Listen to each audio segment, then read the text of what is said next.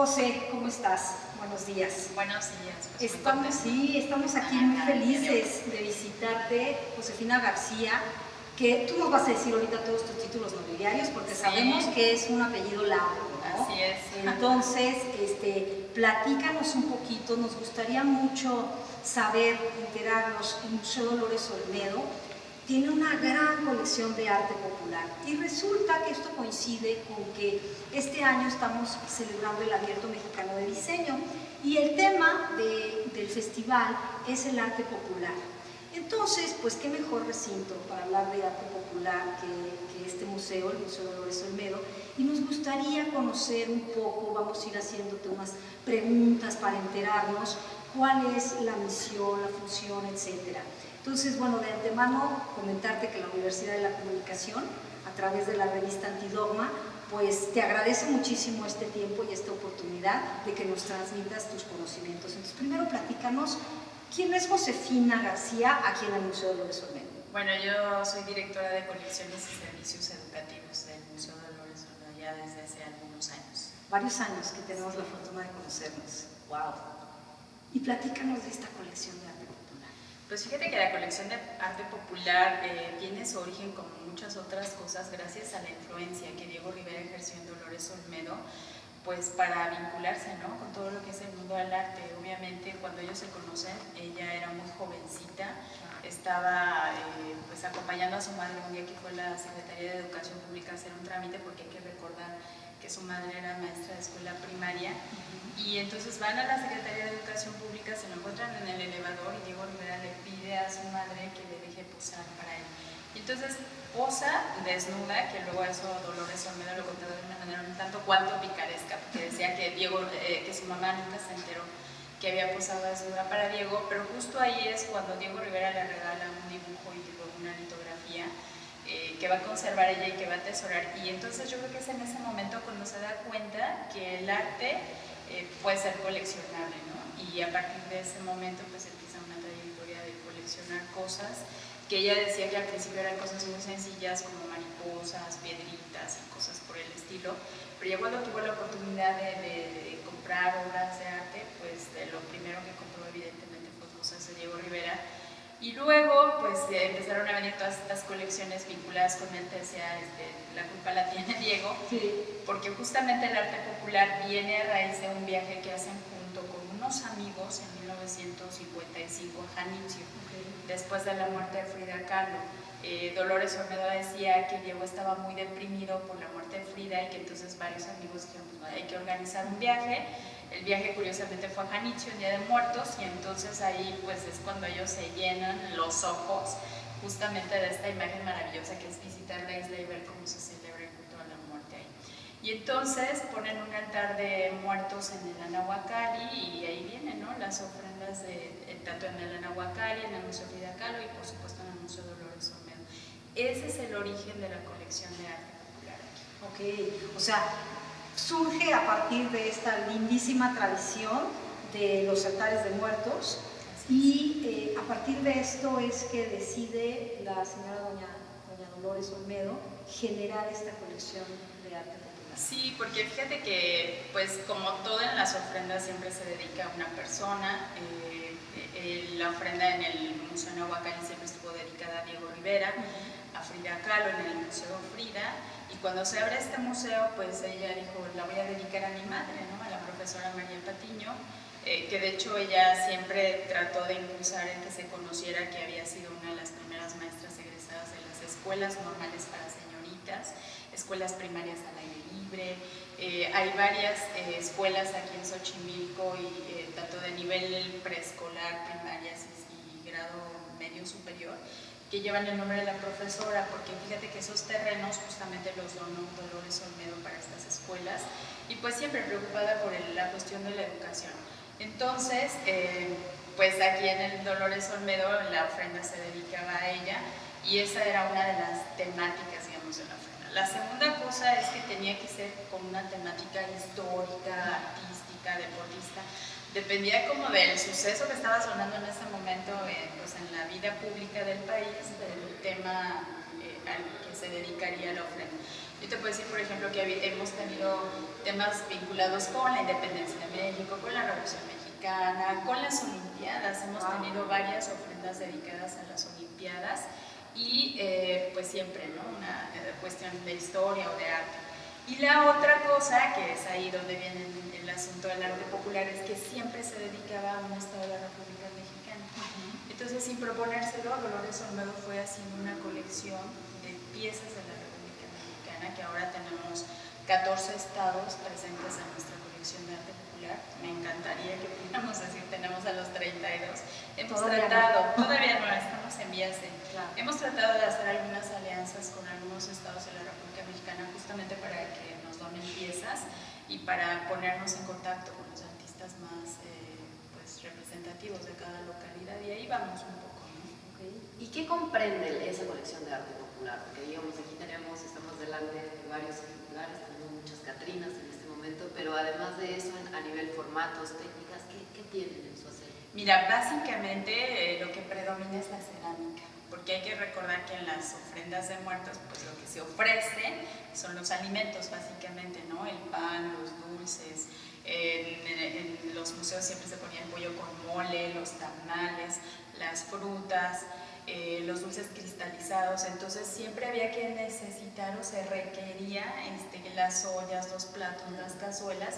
Y entonces pues ella fue adquiriendo justamente estos artículos, pero con la característica de la Talavera de Puebla, del barro negro de Santa Clara, del barrio de la Luz de Puebla, perdón, piezas de barro negro. Entonces eso fue, digamos, como lo primero que llegó.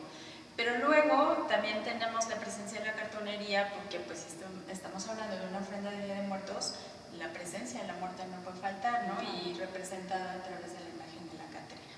Entonces también tenemos ya en esas primeras ofrendas las Catrinas hechas de cartonería, presentes en nuestros altares, y luego se fueron integrando otros personajes, como por ejemplo estos grabados del José Guadalupe Posada, llevados a la cartonería, con escenas como tomas del aguador, la pulquería, en fin, ¿no? Y pues, como les decía, la colección de arte popular va creciendo en función a estas ofrendas y a la temática de cada año.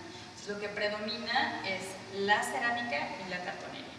Y luego ella, pues indiscutiblemente con este ojo de coleccionista, se dio cuenta de que había otras artesanías que también podían estar presentes, que no necesariamente eran para los alimentos.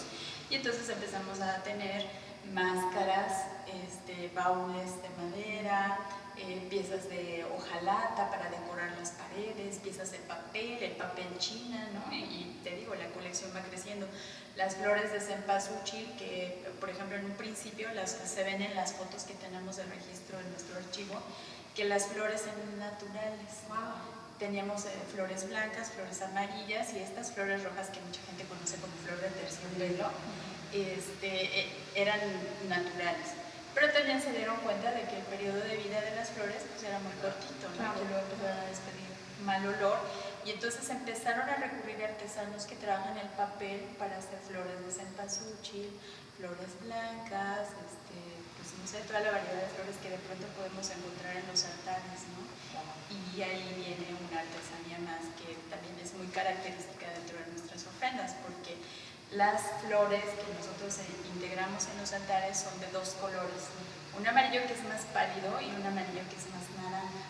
Entonces cuando las colocan, las intercalan, y tú llegas y ves el altar y te da la impresión de que son flores naturales, ¿no? Que eso también tiene un arte que aquí a veces no lo reconocemos, que tiene que ver con las personas que nos ayudan a montar los altares, que son trabajadores que están ahí horas, porque hemos tenido altares que han contado hasta con 10,000 flores de papel. Imagínate lo que es eso, ¿no?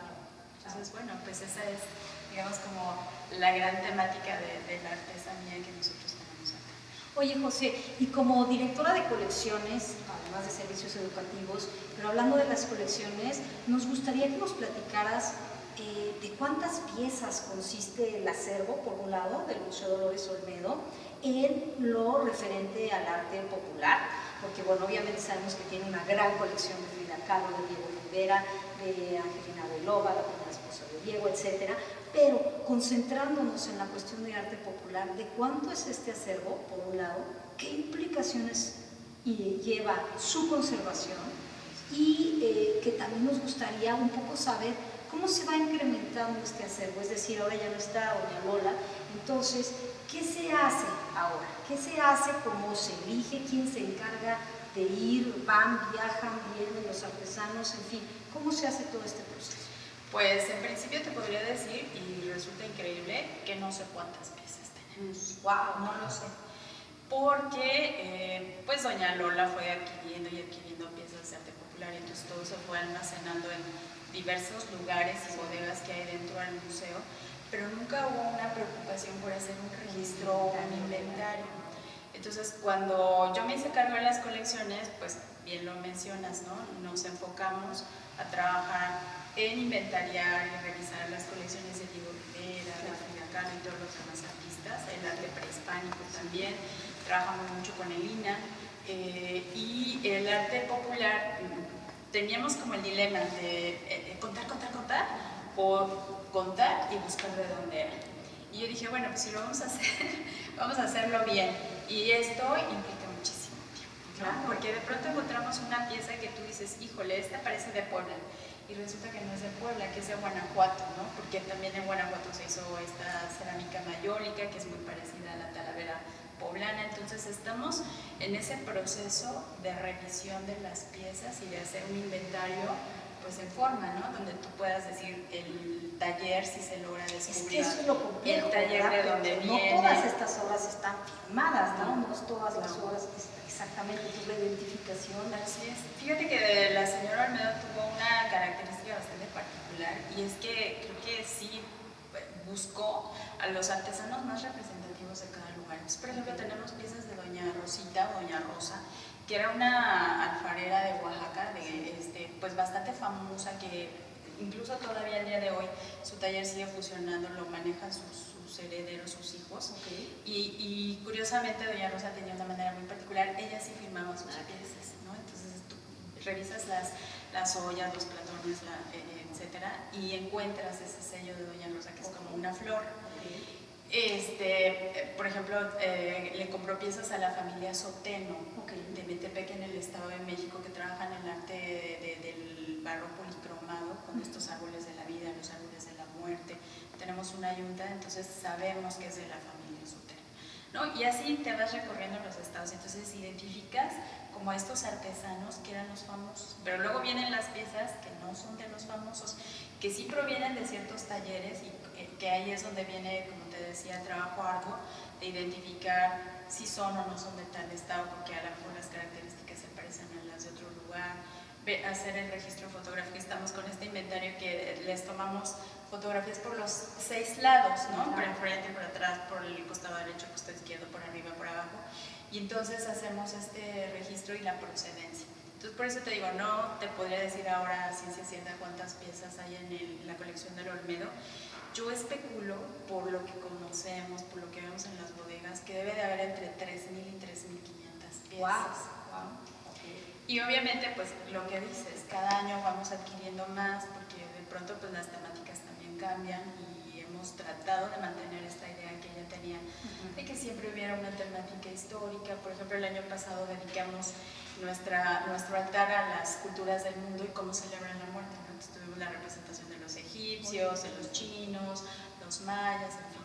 Y este año, por ejemplo, la ofrenda está dedicada a los ingenieros, a los arquitectos y artistas que contribuyeron a la transformación de la Ciudad de México. Entonces, pues ahí evidentemente la cartonería juega un papel importante y entonces vamos a adquirir piezas nuevas de cartonería. Entonces, bueno, la colección se va incrementando, esas nuevas que llegan las registramos en lo inmediato, en cuanto terminan las ofrendas se registran y pues para no continuar con esta situación, pero sí ha sido un poco complicado el avanzar con este proceso de registro. Ahora yo, de cara al futuro, que me parece una labor increíble y me encanta que estén, digamos, buscando esto, tener registro en el acervo y todo, para que esta información precisamente se siga enseñando y se siga divulgando, pero pensando en las futuras generaciones y también en la materialidad, porque digamos, pienso en las flores de papel o pienso en la cartonería, ¿qué, digamos, retos representa el pues mantenerlas, ¿no? O hacerlas conservar, o a lo mejor se tiene en claro que, digamos, pueden ser objetos o piezas perecederas, ¿no? Dada justo su materialidad. ¿Cómo lo manejan? Sí, que tiene un poco que ver ahora con una pregunta que me hacía Reina, que no contesté, que justamente tiene que ver con el proceso de la conservación, ¿no? Pues las piezas de cerámica en realidad no tenemos tanto problema con ellas. Se trabaja en una conservación preventiva que tiene que ver con la limpieza, quitarles el polvo, el estarlas revisando cotidianamente para, pues justo eso, ¿no? Que el polvo no se acumule, que luego no quede una capa de cochambre, que nos ha pasado justamente con algunas de las piezas que ya se restauraron y se limpiaron, que tú las veías y decías, bueno, pues ahí está, ¿no? Están opacas. No, bueno, cuando las limpiaron quedan con unos brillos espectaculares, bonitas. En el caso de la cartonería, creo que es el problema que más frecuente tenemos porque padece de una plaga que se llama carcoma, que eso es imposible de controlar. Porque como toda plaga, pues tiene sus periodos, ¿no? Ahora sí que nacen, crecen, se reproducen y mueren. Y estamos en un proceso de fumigación constante. Todos los años fumigando nuestras bodegas, tenemos nuestro periodo de fumigación. Pero la misma persona que viene a fumigar siempre me ha explicado esto, ¿no? Que una plaga de ese tipo es muy difícil de controlar porque las piezas de cartonería pues, tienen unos lugares ahí muy recónditos, sí, claro. Y entonces siempre las estamos monitoreando, tratamos justamente de esto de someterlas a sus procedimientos de fumigación. Hemos encontrado la plaga, entonces de inmediato cuando la identificamos la pieza se va a fumigación de manera independiente.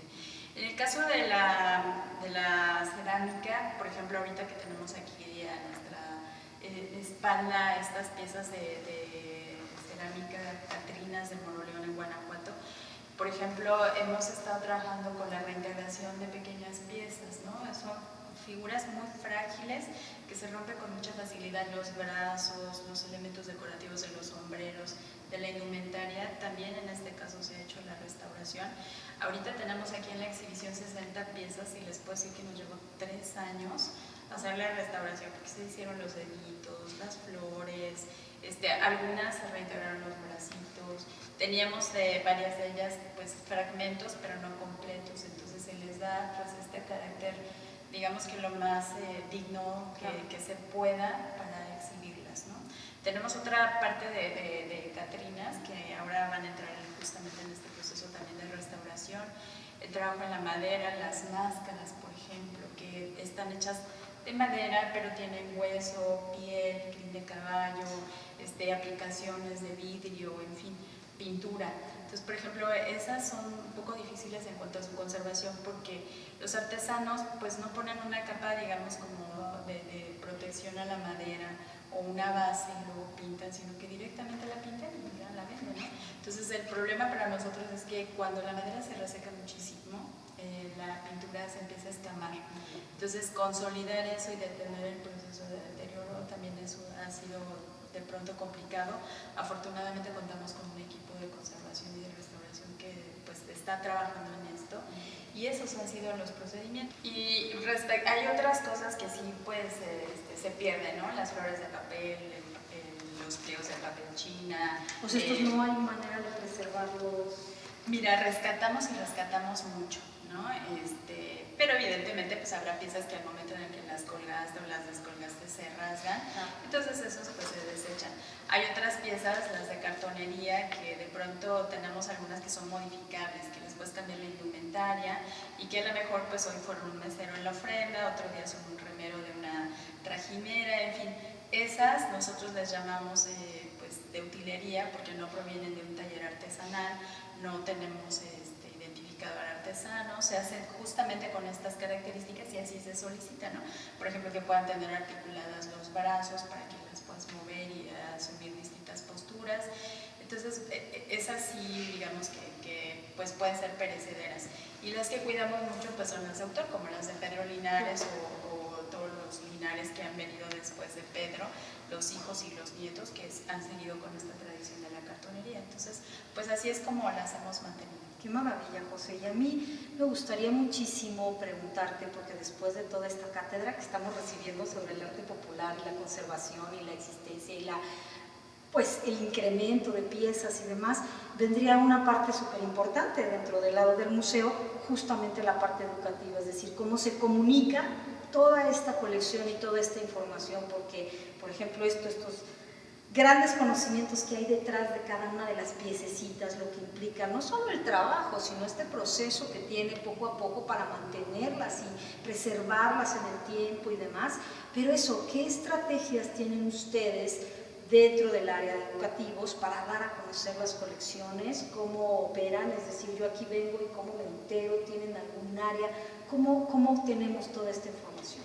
Bueno, mira, el periodo en el que más se promueve el arte popular justamente es en los Días de Muertos y ahora en la Semana Santa, porque montamos un altar de Dolores que también integra piezas de arte popular, y entonces es cuando más se lucen esta colección o estas colecciones. Dentro de las salas, la gente cuando hace el recorrido pues encuentra las cédulas informativas que te hablan un poco de la vida de los artesanos, te dicen de qué taller provienen estas piezas, y luego a lo largo del año vamos haciendo algunas actividades didácticas para la familia, los rallies o las actividades específicas por edades. En el verano nos vinculamos al Programa Nacional de Verano, donde también procuramos siempre integrar la colección de arte popular. Por ejemplo, este año prácticamente la actividad estuvo enfocada a la sala de arte popular y hacíamos, se llamaba el tema museos y accesibilidad, y siempre enfocamos la accesibilidad a la cuestión de pues, las personas que tienen distintas discapacidades, pero también un museo es accesible desde el punto de vista de que en un solo sitio puedes encontrar artesanías de 14 estados de la República Mexicana, que es una manera de ser accesible diferente, ¿no? Te damos el acceso a estas comunidades, al trabajo de estos artesanos, valóralos, cómo te identificas con los artesanos, tienes cosas en común o qué diferencias identificas, y luego cómo promoverías tú esto con el público internacional. Y fíjate que, por ejemplo, este año en el Programa Nacional de Verano, que nos vinculamos también con la temática de museos y accesibilidad, yo dije, bueno, ¿por qué no hablamos de la accesibilidad en otro sentido? Nosotros tenemos esta complicación de que como somos un espacio histórico, el museo no puede ser sometido a grandes modificaciones, por ejemplo, pues para hacer rampas, poner elevadores y demás. Sí hay dentro de nuestras instalaciones, pero no hay en todos los espacios, ¿no? Si tú observas que tanto el público puede recorrer las salas, en el 100% yo te diría que más bien lo puede recorrer en un 65%. ¿no? Pero dije, bueno, ya lo hacemos, ya está ahí, el público lo sabe, están las rutas indicadas, ¿por qué no planteamos la accesibilidad en otro sentido? En cómo un museo te puede presentar en una sola sala las artesanías de 14 estados de la República Mexicana y que la gente pues, pueda identificarse qué tienen en común con los artesanos o con los indígenas que hacen estas piezas, cuáles son las diferencias que identifican, qué valor le dan al trabajo, ¿no? Que está presente aquí en la colección, y nos fue muy bien. A la gente le gustó mucho la actividad porque creo que efectivamente cumplimos con el propósito de hacerlos sensibles a todas estas artesanías, que reconocieran la riqueza cultural que hay en México, pero también que reconocieran el trabajo de los artesanos y el gran trabajo que hay contenido en cada una de estas piezas. Y esos fueron los comentarios que recibimos del público.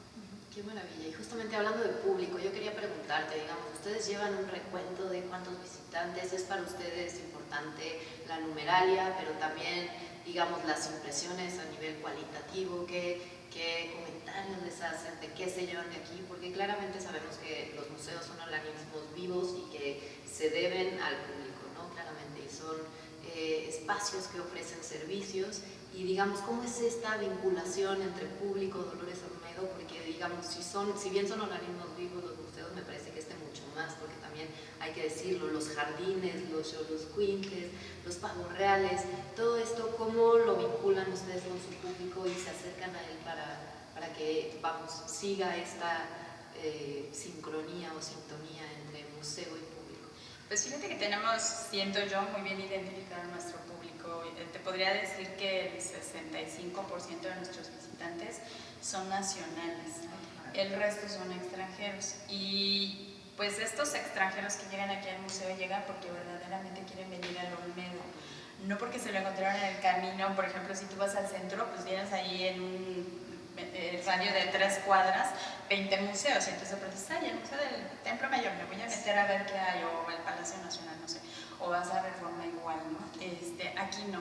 Aquí la gente que viene es porque realmente quiere acercarse al museo y conocer sus colecciones.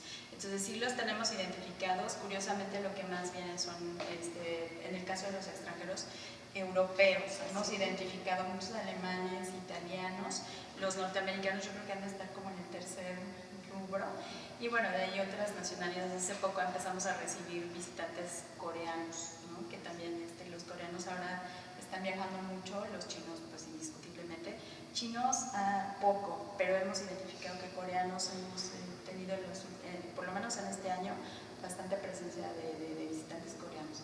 Y luego, pues tenemos identificada la numeralia, como tú dices, llevamos un registro diario de visitantes. Los periodos en los que más gente recibimos es durante la época de Semana Santa y durante los días de muertos. Ahí rompemos nuestros récords de audiencia. Y cuando presentamos alguna exposición temporal que resulta muy atractiva, muy taquillera, estos llamados blockbusters, pues ahí es cuando vemos, ¿no?, que la dinámica de la vida del museo cambia. Tenemos un público ya cautivo también que suele venir con mucha frecuencia en los fines de semana, porque todos los sábados y los domingos tenemos un evento a la 1 de la tarde. Entonces vienen, por ejemplo, los sábados, que es el evento para los niños, pues ya vemos a las familias, ¿no? Hay muchas familias de los alrededores que vienen específicamente con sus niños. Yo creo que aprovechan y, pues, no sé, por 20 pesos ya tenemos el teatro, tenemos este jardín maravilloso que tú mencionabas, y pues creo que sí tenemos, como te decía, bien identificado el público. En cuanto a la cantidad de material que se genera, pues es muy variable. Tenemos nuestro boletín bimestral que se no falla, siempre de estar presente. En él se anuncian las actividades que tenemos, las exposiciones, los eventos de fines de semana, informamos al público dónde están nuestras colecciones, si están viajando o no están viajando. Se generan materiales específicamente para cada exposición, las actividades didácticas. Entonces ahí un poco van variando los números de qué tanto material se genera, depende del tipo de exposición o de lo que queremos comunicarle al público. José, ahí hablando, acabas de mencionar algo que yo quería justamente puntualizar, porque a mí me parece que pues México es verdaderamente una potencia mundial a nivel cultura.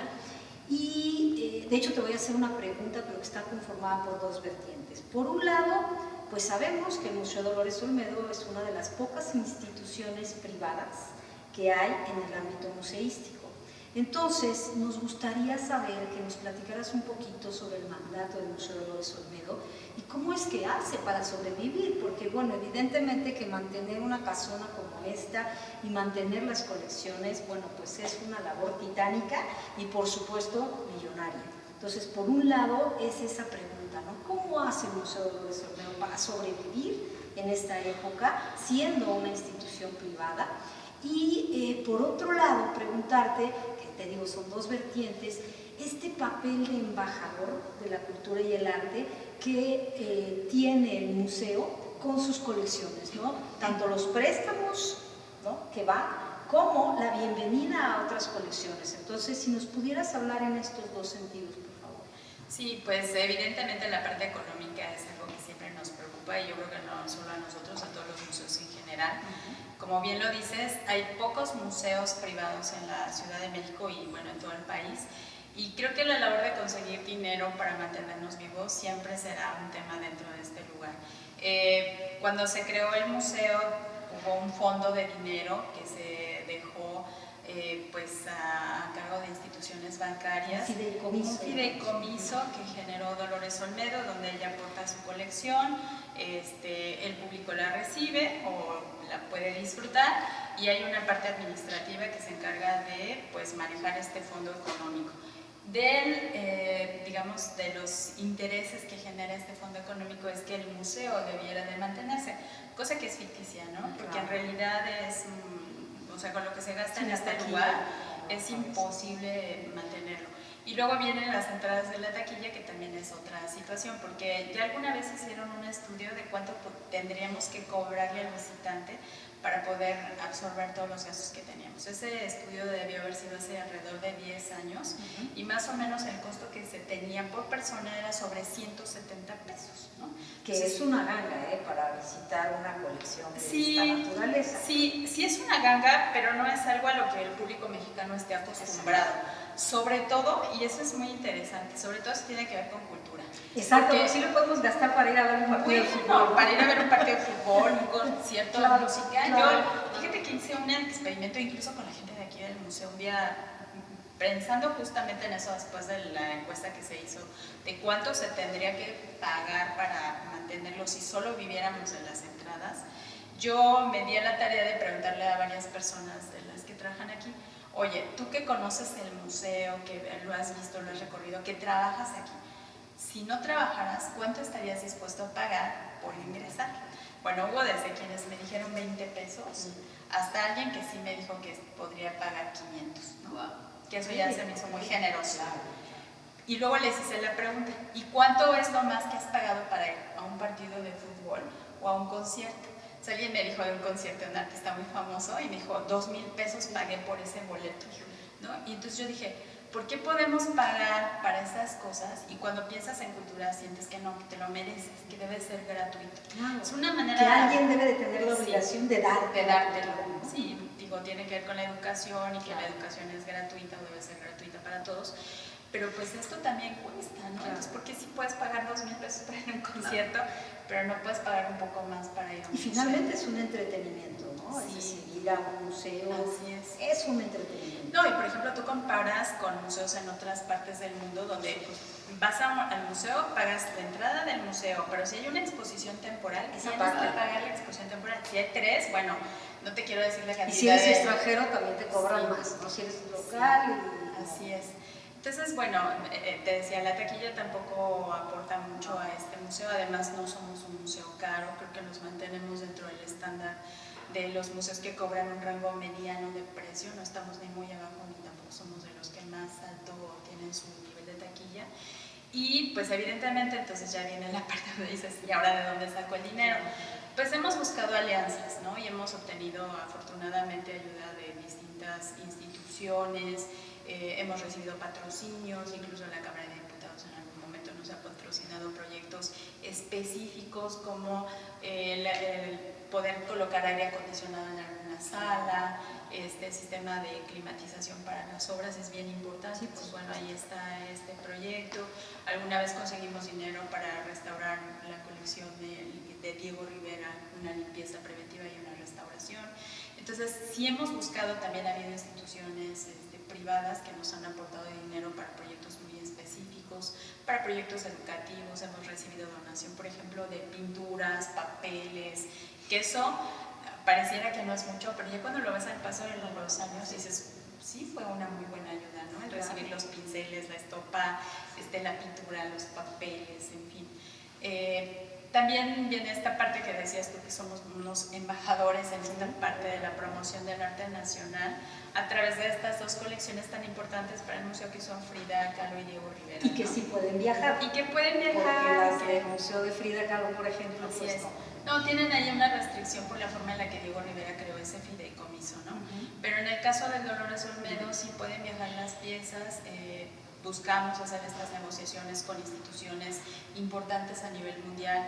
Hemos obtenido en intercambios pues algunos donativos económicos cuando ellos no han tenido las colecciones que nosotros quisiéramos ver en nuestro museo y que queremos traerles al público, pero también hemos tenido estos intercambios bien interesantes, por ejemplo, donde hemos podido ver pintura veneciana, obra de Henry Moore, de James Ensor, el modernismo norteamericano, y la más reciente que hemos tenido, que es la colección del Museo de l'Orangerie, con obras de Picasso, Modigliani, Renoir, Manet. Entonces, ahí es donde viene la riqueza cultural de este museo y donde vienen estos intercambios que nos permiten hacer este tipo de proyectos y que, como dices tú, al mismo tiempo nos permiten pues, ser embajadores del arte mexicano con estos 2 artistas. En algún momento hemos llevado una ofrenda de muertos también acompañando la exposición de Frida. Esta ofrenda se presentó en Santiago de Compostela, en Portugal, y luego en Alemania, en Hamburgo, y la gente, bueno, se volvía loca cuando veía el altar de muertos, ¿no? Porque también es algo que habitualmente no ves. Es muy complicado viajar los altares de muertos porque cuesta carísimo el embalaje. Sobre todo es el embalaje. Los seguros no son tan caros, las piezas viajan bien, pero el problema es el embalaje y el transporte de eso. Entonces, bueno, lo hicimos aquella vez, afortunadamente lo pagaron y funcionó, les encantó, pero es algo que no hemos vuelto a repetir justamente por eso.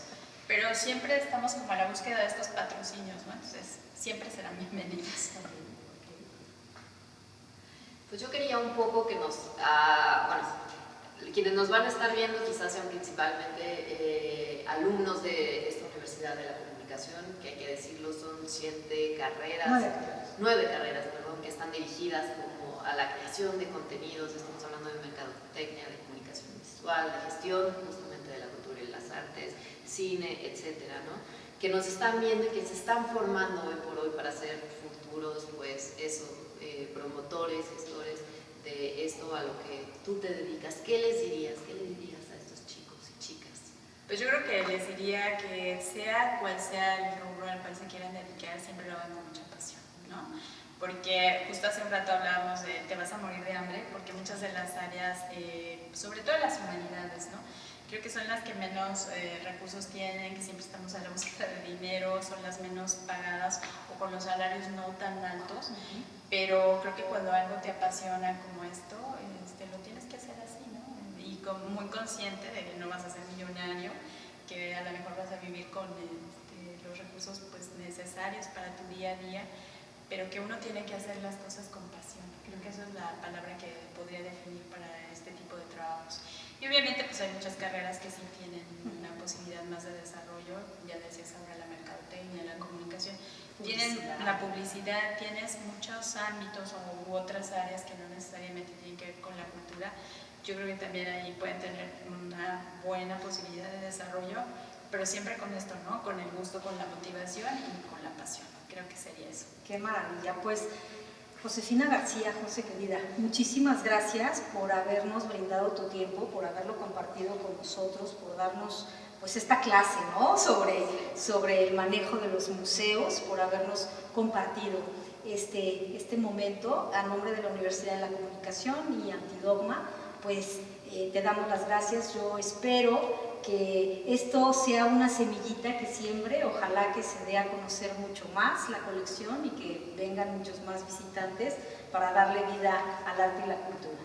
Pues muchas gracias a las dos, gracias a la universidad y pues un saludo a todos los estudiantes que vean este video y sobre todo pues invitarlos a que vayan al Olmedo y conozcan nuestras colecciones, que conozcan este museo, que a veces me preguntan si somos un museo de historia, si somos un museo de arte moderno. Yo diría que es un museo de lo mexicano. Claro. Así. Perfecto. Muchas gracias. Muchas gracias.